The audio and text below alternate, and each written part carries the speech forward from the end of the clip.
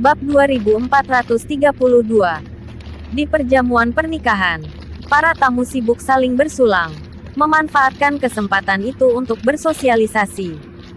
Namun, Jack terlihat bosan.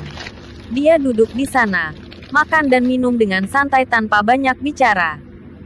Tuan muda, maksud leluhur adalah agar Anda menjalin hubungan baik dengan keluarga Syahrir. Kenapa Anda nggak ikut bersulang? Ujar seorang pengikutnya dengan senyum masam.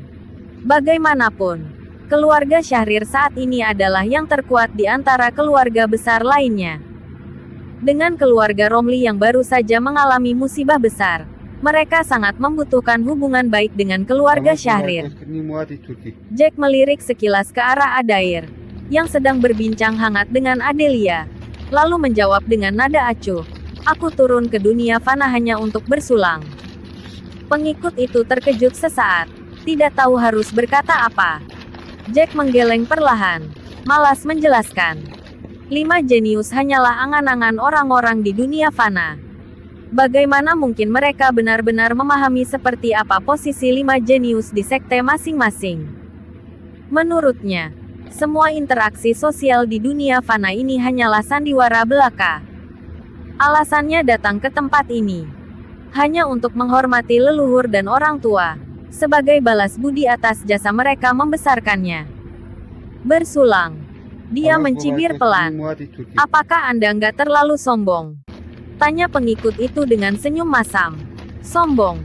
Jack tertawa kecil, lalu menggeleng. "Kalau orang-orang di sekte tahu aku bahkan menghadiri pernikahan orang seperti Adair, mereka mungkin akan menganggapku terlalu lunak." Pengikutnya terdiam cukup lama, tidak tahu harus menanggapi apa.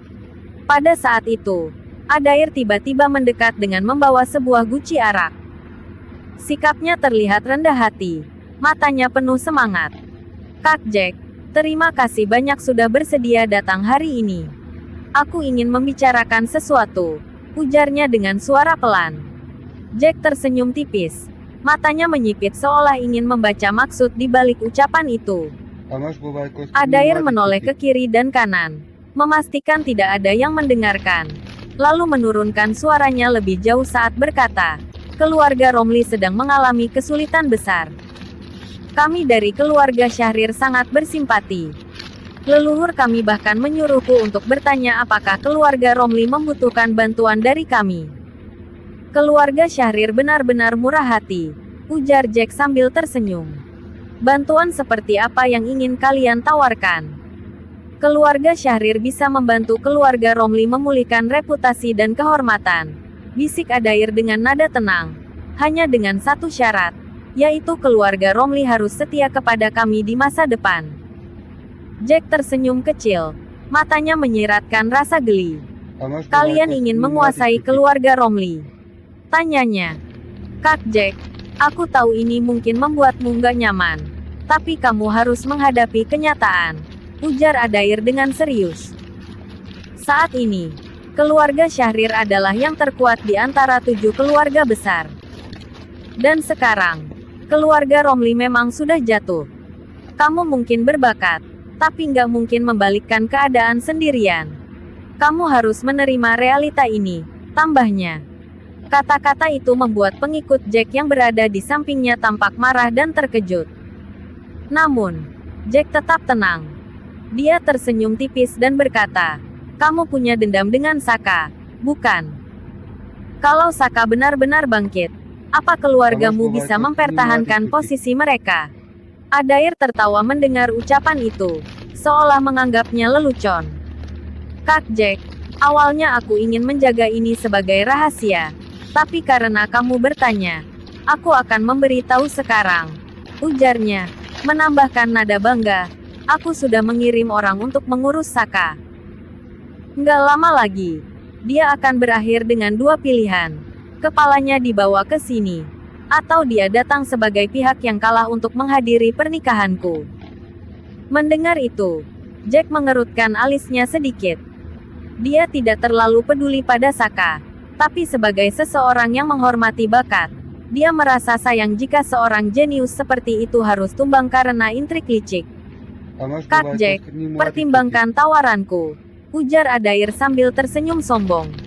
Sejak kecil, Adair hanya bisa mengagumi Jack dari jauh. Namun kini, melihat ekspresi Jack yang sedikit ragu membuatnya merasakan rasa puas yang aneh, seolah dia telah unggul. Keluarga Syahrir sedang berada di puncak kejayaannya, dengan kekuatan yang terus bertambah. Setelah Saka dikalahkan, nama keluarga Syahrir akan semakin disegani. Siapa lagi di kota Sentana yang bisa menandingi keluarga Syahrir? Jack memandang Adair sejenak sebelum akhirnya tersenyum samar dan berkata, "Aku akan keluar mencari udara segar." Melihat itu, Adair tidak berani memaksa. Dengan senyum ramah, dia berkata, "Silakan, Kak Jack." Jack berjalan menyusuri taman keluarga Syahrir, menginjak daun-daun yang berserakan di tanah.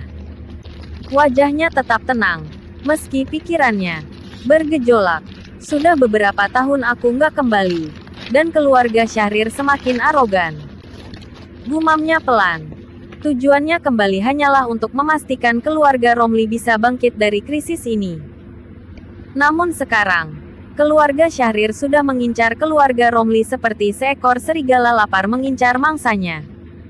Adair, dia hanya sampah. Tidak ada yang perlu dikhawatirkan. Namun, soal Wimar, dia juga tidak peduli. Sama-sama jenius dari sekte besar, siapa takut? Atau mungkin, bunuh saja. Gumamnya sambil tertawa kecil. Daun yang melayang di dekatnya tiba-tiba terpotong menjadi dua, tanpa suara, saat dia bergerak dengan santai. Sambil memegang daun itu, dia menghela napas, matanya sedikit menunjukkan rasa pasrah. Sayangnya, leluhur nggak akan setuju jika aku membunuh Adair dan menyinggung keluarga Syahrir. Pikirnya dalam hati. Sebagus apapun seorang jenius, tetap saja ada kelemahan. Menjadi jenius apa gunanya? Pada akhirnya, kita tetap terjebak dalam jaringan intrik dan hubungan manusia. Lebih baik aku kembali ke sekte dan hidup tenang, ujarnya sambil memandang daun yang terbelah di tangannya, sebelum menjatuhkannya ke tanah.